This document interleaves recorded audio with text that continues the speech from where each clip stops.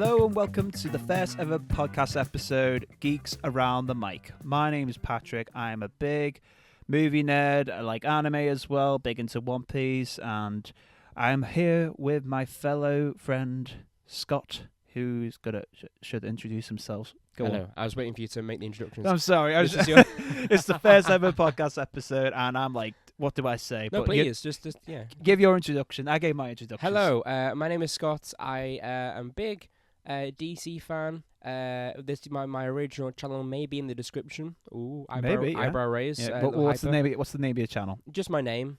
Scott. And Smile. Yeah, Miles. And I used to make a lot of DC edits and Batman things and different character discussions. Patrick also was on one of my videos before. We did a review of the Batman and a few of the different things as well. And just that's like my forte really, but I also like different video games and comics and everything. Just everyday geek, living his everyday life. That's perfect. Hell yeah, man. That's beautiful. That's beautiful. Thank you. I feel like I need to mention my channel as well, because you mentioned yours. That's a really good idea. Like, I have my own channel called Paddyman Entertainment, and it's mainly just reaction videos. Not some review videos now and then, but at the moment it's just mainly been reaction videos. But they are good reactions. Yeah, you've been killing it. You're doing good. Yeah. Oh, thank you. Yeah, I appreciate that. Yeah. He's paying me later. Will do. So, if you're listening, you're probably wondering, what is our podcast about? And Scott, would you like to give in details to our viewers what our podcast is all about? Of course. So we are going to be keeping up with all the different sort of news on films and TV.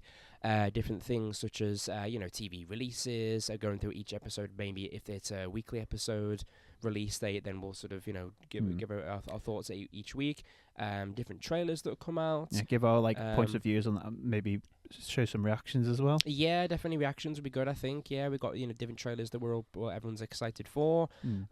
Different news that gets confirmed, casting confirmations, directors, writers. There's all sorts of, things that are in the works right now. That's a lot to talk about, isn't it? Yes, we've got plenty of time and plenty to say. So that's a lot of stuff you can expect. I feel like you can also expect a lot of reviews of things as well, and what we think about things, and if there's maybe discussions, we could even sort of have debates over certain things. We can even debate certain characters we think would win in a fight. It doesn't have to all be current stuff. We can win about say who thinks Batman versus Spider-Man, or Superman versus I don't know, Goku or whatever. Like that's actually quite a controversial one. That was such a controversial. I saw the death threats that Screw Attack received when they had Superman win, I think twice. I think he's even won a third time recently as well. And really? Dragon Ball Z with fans, Goku as well, yeah. Yeah, they are not having it. I remember, I'll never forget that live showing they showed where you're going to make a lot of Dragon Ball fans angry right now. Yeah, I'm not saying that. I'm not taking a side. I'm just saying, pointing out. Right. But there was one thing where he gave Superman his most powerful Kamehameha blast he could, and he just walks right through it. This is in the second fight they did this in animation, and you could hear the salt from DBZ fans all around, and it was I was like, oof, this is I would go into hiding personally if I received that kind of threat. So that's a topic we'll stay off. But there's other ones that can be fun. So yeah, and then we sort of make it up as we go along. We are, especially with this first episode as well, because we did not know what we were going to discuss. But this one's just mainly introducing ourselves and let them know what we're like. Yeah. And so far, I think it's going all right. I hope it's going all right. But yeah, I got to give comments to our studio though. It's such a good studio we're in right now. We are currently in my bedroom and his bedroom. Yeah, my bedroom, and it is not the very good space to record a podcast, but we make do, and hopefully in the future we will expand, get a bigger room and more equipment, and obviously we'll be. Oh, that's the thing as well. We're not the only two people that are doing these podcasts. We will be bringing guests on as well, other friends, other fellow geeks. We have guests in mind, different guests for different topics, different guests who have different knowledge on those topics. So it could be different some platforms, different books, so animation, even theatre. Different things that are all coming, because that's obviously a big, fan base there too. We've got the new viewership. experience. Oh God! And I was just gonna say we've got the new Wicked coming out next week, and I know your girlfriend is a big musical girl. My girlfriend is a big musical gal, and she's a big fan of this film that's upcoming.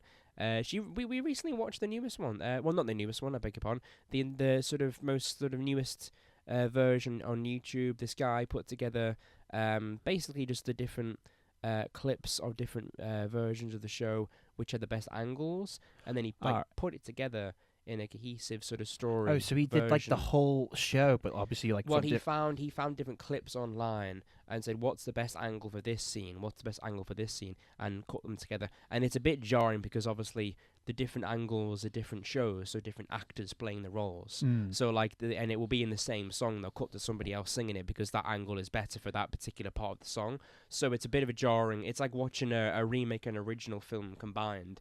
And like I mentioned, I don't know, like Dune or something. Like you watch all three different versions of Dune, side by side, or like and they cut in between. It was a bit jarring, but it gave me the understanding of what the story is, and it's honestly I find it quite good. Like obviously musicals aren't really like my preference for like something that I want to watch like by myself or like choose to, but I enjoyed it. It was a good like twist of like how the Wizard of Oz characters become who they are.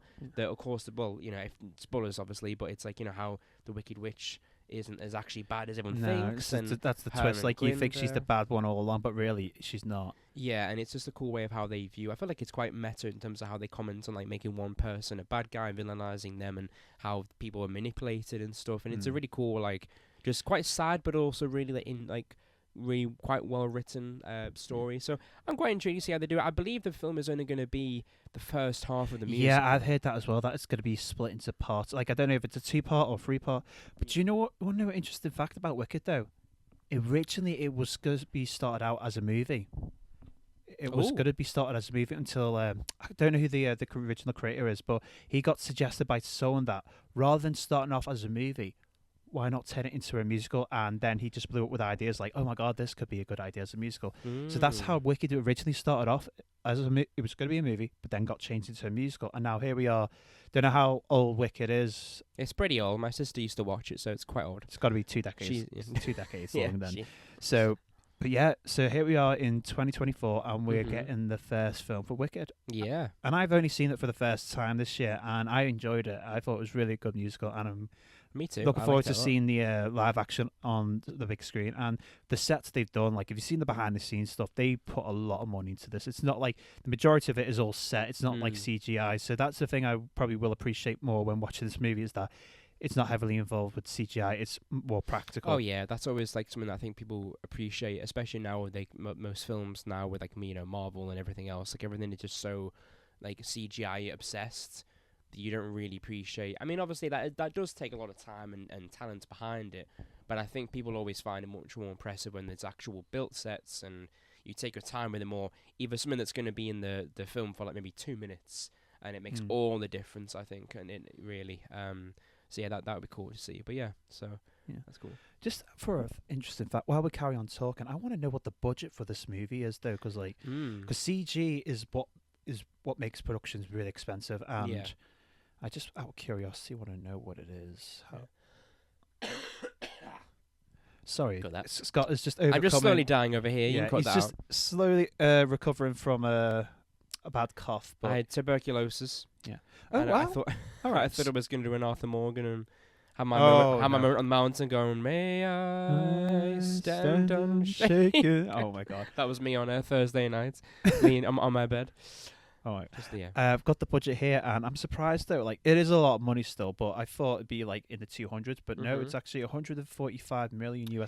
That's all right. To be fair, I think everyone always expects 200 million on the dot because that's like what a lot of big superhero blockbusters are. But Marvel mainly aims like 200 million. Yeah, it's more like 250 plus now, but like with everything they do. But I have a feeling, even though like I think this will make its money back for definitely. Like all the musical fans will definitely go and see this, and of course they sure to be and make a bit of profit. And I'd say it'd probably be a better musical than Joker 2. That would be the oh my god, that can be something that we still haven't seen it yet, you and me. No, I feel like the hype is sort of for seeing it and the talk about it is sort of gone now. But I just think like I have seen the ending and I have seen some without bits spoiling of it. people. No, but I've seen it and.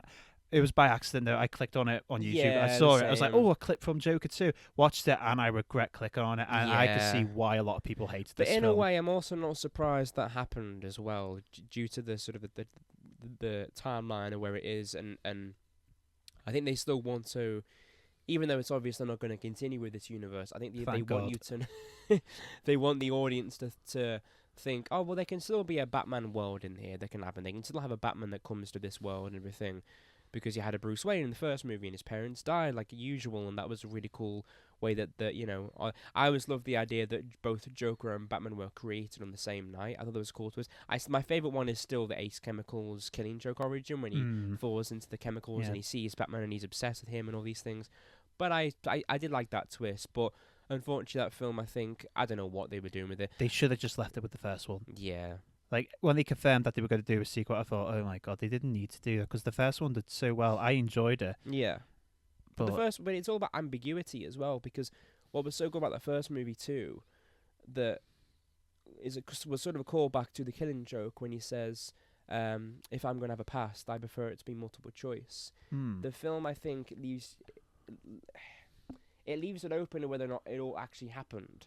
Because I think you could sort of view it as, because Arthur hallucinates, his girlfriend being with him, and he hallucinates him being on the Franklin Murray show and all these things. You could argue that a lot of it was actually made up. There's also that really cool, that bit where, do you remember when he kills the guys in the subway? Yeah. And he has a revolver. Now, how many bullets does a revolver have normally? 6. He shoots about 8 or 9. Really? He doesn't reload. There's no show. He kills. So you might think it's actually, is it in his mind, or is that so like a film error? Well, I'm not saying that was confirmed, but I think there's enough evidence that it's all left to you to decide, and it's your interpretation as to whether that actually happened. Just like the Killing Joke, you could argue that the Killing Joke, that's all bullshit. Heath Ledger in The Dark Knight, constantly has a different reason for why he got his scars, so the origin is never confirmed.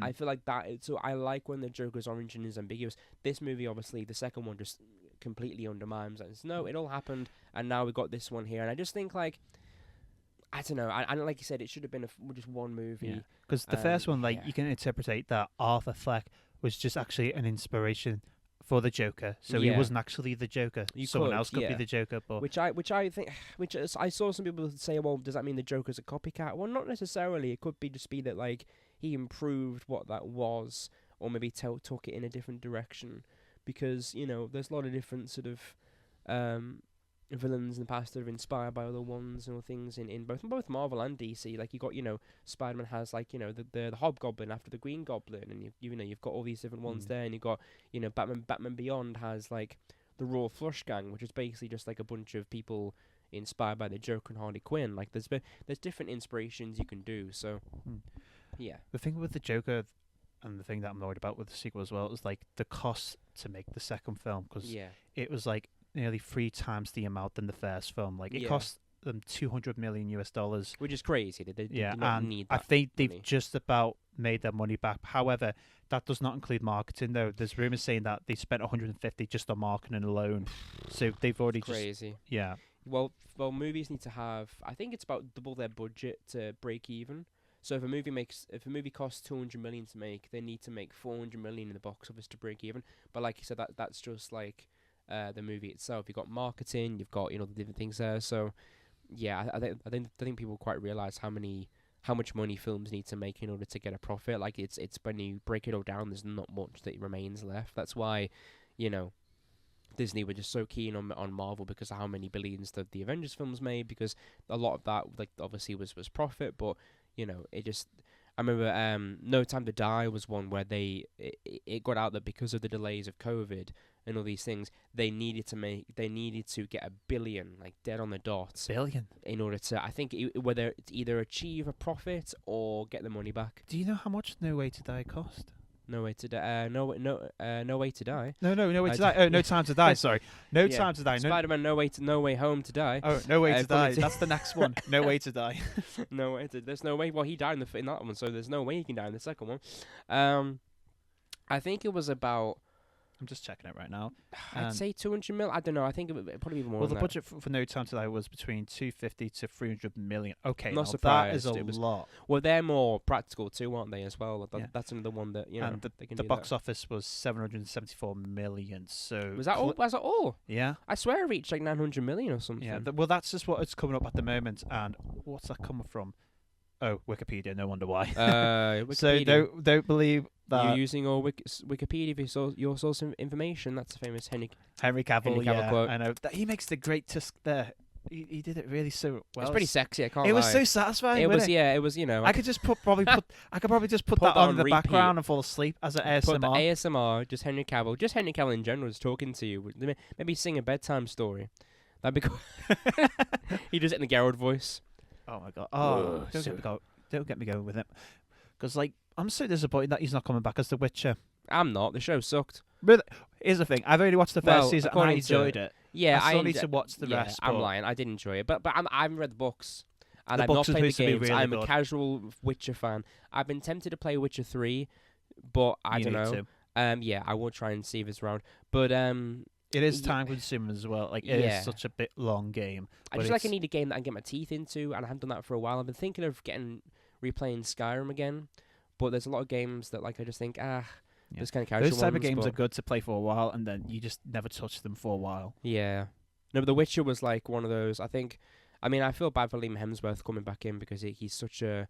The bar was set so high, and he's come in, and I think it'd be different if the show was more beloved. But he's coming into a show that was controversial anyway, and the main actor that he's replacing was like carrying it on his shoulders, and now he's had to step in. And I just think like no wonder they cancelled it, because originally they had a plan for 7 seasons, and Henry Cavill was all in on all of it. But then because of how much they've disrespected the source material and changed things But he wanted to follow the source material as well. That's what's so mad, that he was such a big fan. He wanted to create the original material, which is right there, but then obviously the writers and Netflix, they wanted to create their own story. See, this is the thing. I've always said, I always say, you can change the source material if it's still good. If you can write something that is the equivalent of that material or better, then go for it. But it very rarely happens. The only example I can think of that like really stands out for me is Batman Under the Red Hood, the animated movie from 2010. That is a huge improvement to the comic book material. I think it's a much more like condensed, more personal story of this damaged father and son relationship. Even the scene in the end, I don't know if you've seen the film, but like there's a bit when no, but I probably will watch it though. You've given me a big recommendation list. Oh, I have. Like that's definitely one that he should watch, viewers. But the scene in the end when he's got the fans of this will know what I'm talking about. But Jason's got the gun to Batman, and he's saying, you've got to choose. He points the gun to Joker's head, and he says, and he gives Batman a gun. And this is something that I think Daredevil Season 2 got inspired by with Punisher and Daredevil, because it's a very similar situation where he says, I'm going to kill this guy, I'm going to kill this psycho, unless you point the gun at me that you've got and shoot me in the face.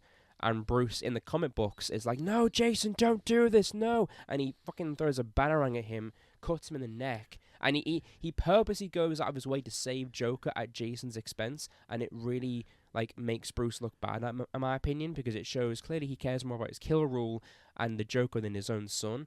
Whereas in the film, he drops the gun, he walks away. And maybe he knew Jason was going to do this, but he...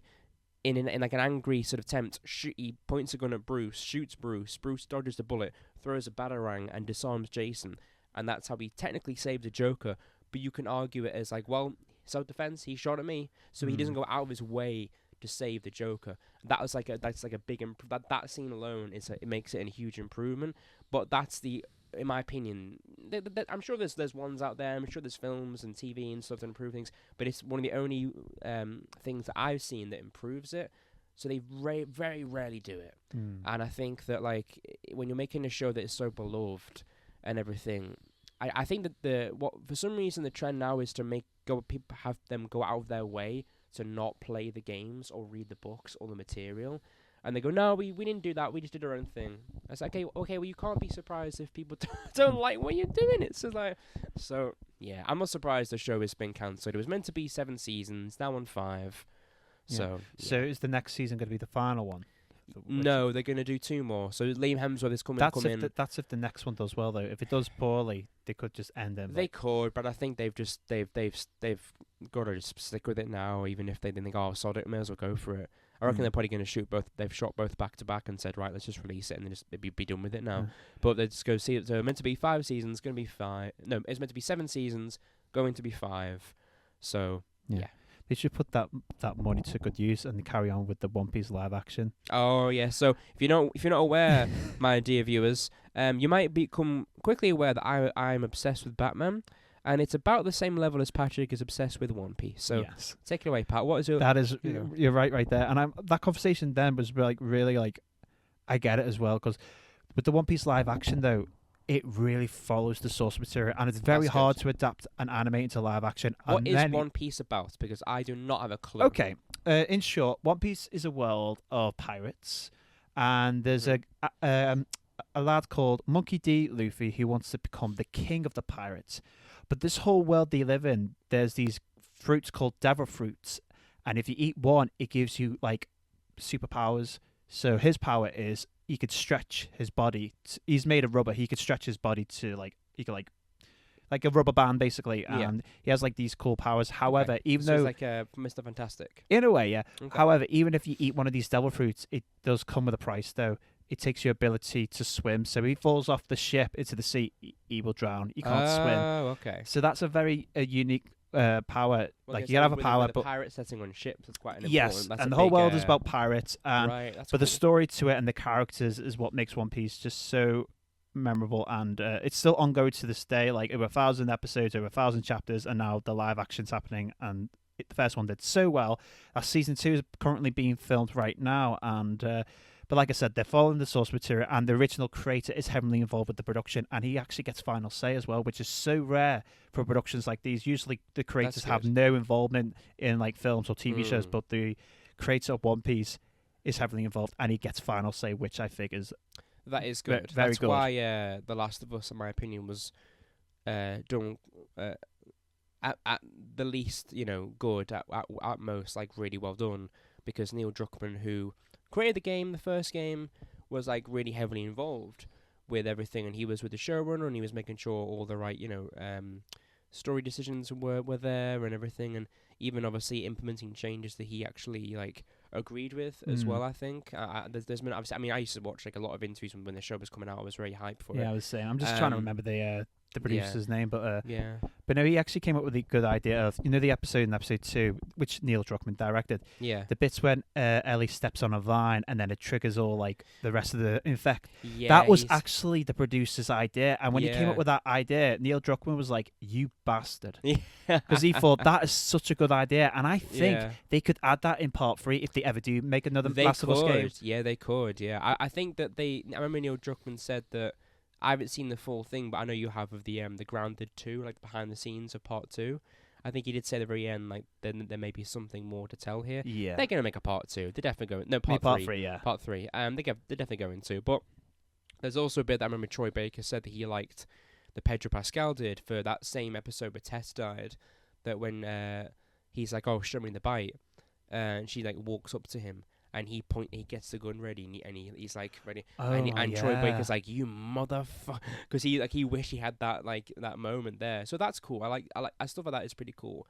Yeah. I think stuff like that is always really cool when it's like harmless little fun things. I think my issue and a lot of fans' issue is when they want to fundamentally change a lot of the story and the character just because they think it fits better, and I think.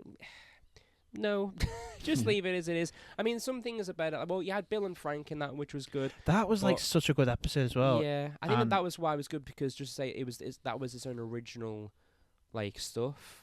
I still wish they had the Ellie and Bill banter that they had in the game. You know what I mean? But I thought it worked for the show though as well. Yeah, because the whole episode was just focusing on Bill and. What was the other partner called? Frank, yeah. Like, because obviously it referenced in the game that Bill had someone. And then you find out later it was actually his partner. Yeah. And then in this live action... It wasn't partner romantic, it was just they were just surviving together. Yeah, they were just surviving together, but it does imply that he is that Bill is gay. Yeah, when he's watching, they still have the scene when Ellie finds the gay porno mag. And that's another clue as well. Yeah. So whereas in the show it's like, yeah, he's gay, and they have the relationship, and it's all more emotional. But I feel like I think the showrunner said something as well, which I thought was quite cool. That in the game, Bill is a representation of what Joel is going to become if he doesn't open up more and let Ellie in. Well, maybe not. He doesn't realize. Yeah, and we know what happens in part 2 when he does open up a bit. Yeah, but like at the time, he thinks he's going to become this paranoid loner, crazy guy. So he needs to not be that way. Whereas in the show, I think Bill represented everything that Joel could become if he opened up, because obviously Bill and Joel were both very much the same, and that's when they first met. They're like he's got the gun pointed at him, and they got that tense conversation at dinner. Whereas Frank and Tess are getting along well and stuff, but he mellowed out. He found his person, and then Joel originally thought he was almost found his person with Tess, which is what Bill was talking about. But then little does he know that his person is going to be Ellie. So that was all really well done. But yeah. So season 2 though. I know, yeah. Season 2 is not long. It's we're getting the first half of the new year in it, but it's been split. I believe so. Yeah, but part 2 is going to be split into 2 seasons as well. Which I feel like, are they dragging it though? This is the thing. Well, or are they Seattle, the whole Seattle location is such. Well, the game itself is long, and obviously they focus on both Ellie and Abby, which is going to be very interesting though as well. Yeah, I mean, it's also interesting because if they do end up making a third game, then the TV show will be happening while the game comes out as well. I wonder if, because I'm sure they're going to want to do the story, but I wonder if they're going to wait until the game comes out and then say it, or will Neil Druckmann be working with HBO and saying, look, this is going to happen, and he's going to pitch it to them, and then they're going to make their own version. Yeah, I really didn't think that far ahead as well. That is a very good point as well. Because you know that they're going to want to do that as well. Because if they are, then right now they should be working on part 3. Yeah. Unless Neil Druckmann gives them ideas of what they could do to carry on the story for the. Yeah. Because I think they should make I reckon they should make an original game, but we'll get that in a second. Yeah. So. But no, go on, what are you going to say? But no, I agree, yeah. But like, it's going to be hard. Like, obviously, they got plenty of time to do part 2, because obviously they're doing another season of it. Yeah. But it's just the question after that, though, what would they do? Will they carry on with the story with Abby or Ellie, or will they just change the whole story completely? And I think they'd just keep it with Ellie, personally. I can't see them. I think Abby's story was kind of done. Like the difference between her and Ellie is that she was able to walk away from. Again, not a big fan of the second game, but I understand. Oh yeah, that's the thing. I understand the. That's the thing you should know about Scott, guys, is that before the part 2 game came out, the leaks came out, and Scott, of course, looked at them. I didn't look at them, but he looked at them, and he was like, "Right, I am not playing part 2." I was refused. They have ruined the game. And 4 years later, ruined Joel. They ruined Ellie, and I'm not playing that game. I just didn't like the direction they go. I understand what they were doing with the themes of stopping the cycle of violence and all these things. I just don't think that it was executed in the best way that it could have been. And I think that a lot of things happen just because they're supposed to. I think the violence becomes gratuitous.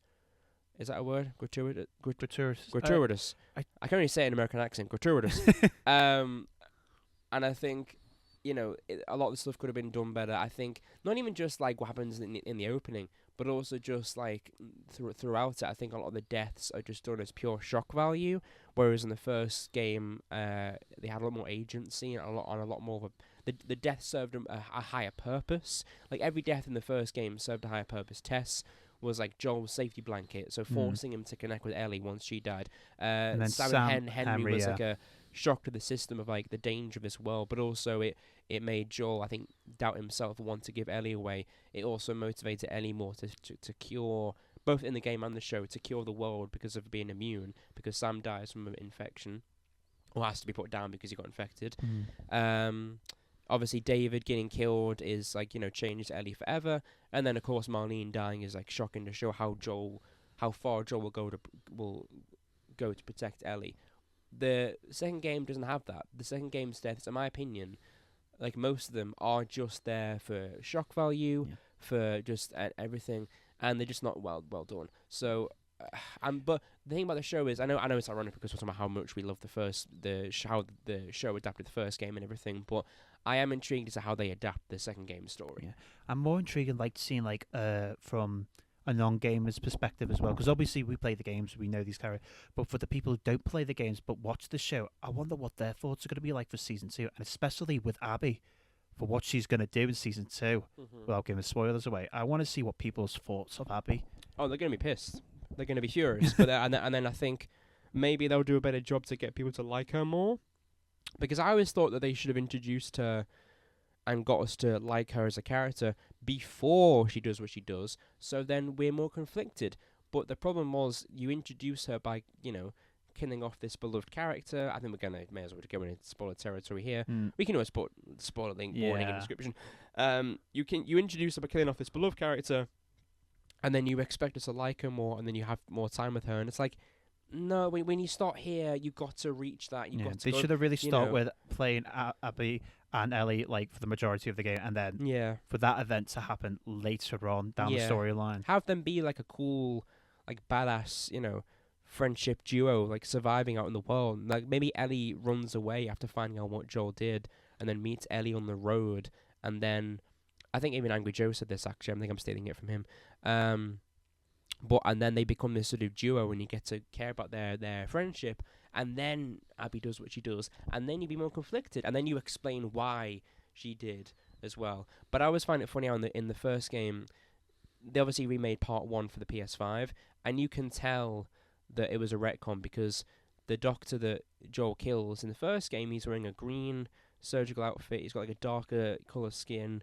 Second game, it shows that he's Abby's dad. He's wearing a blue surgical outfit. Obviously, he's a Caucasian, white guy. And in the Part 1 remake, they went back and changed it because they obviously didn't have the idea back then. I think Neil Druckmann had the idea what he could do for Part 2. Yeah. But then later down the line, he got the idea of the Doctor being Abby's father. I mean, I also like the idea because look, Joel has had 20 years of murder behind him. Obviously, there's the first game shows he's not a good dude. He doesn't deserve a hero's death or anything. But I'm not saying that. But I think that they should have done it with a bit more agency and a bit more a bit more time with him as well, and also recognize that we do love this character, and I know that you want us to use this as a push for revenge, but they could have done so much more with it than that. And I think even having it be halfway through the game or the end of the game would have been better. So that's what I'm intrigued to see. I think we said before, we reckon Joel's death is going to be for the show.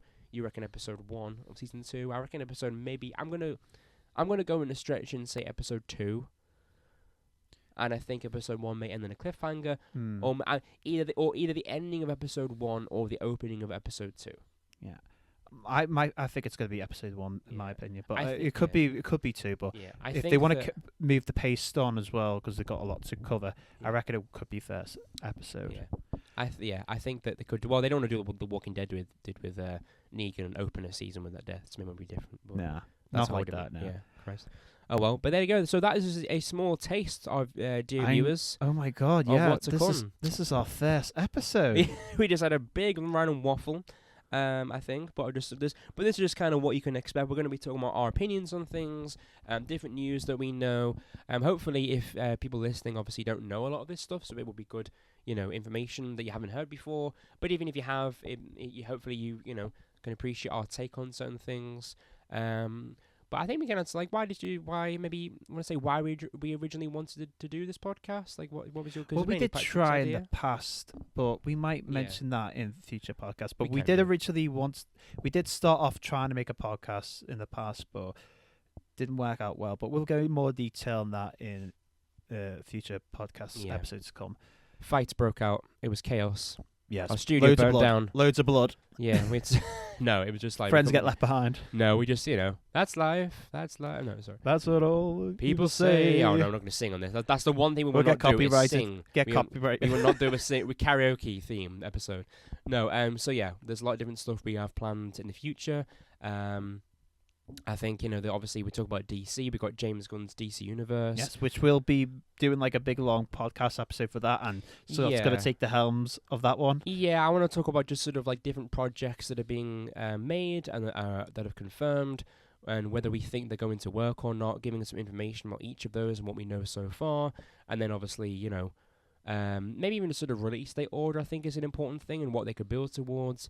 There's also obviously, we've got with the Marvel MCU franchise, we've got Secret Wars they're eventually building up to. We've got the controversial Robert Downey Jr. casting of the Doctor Doom. So there's so much for us to discuss about, but we have to end the episode there, Scott, before we go over our limits. Okay. We've set a limit, and we're over that limit. We're over 4 minutes. Over by 4 minutes, but listen, it's it happens sometimes. It's Time flies when you're having fun. Oh, yes. Yeah.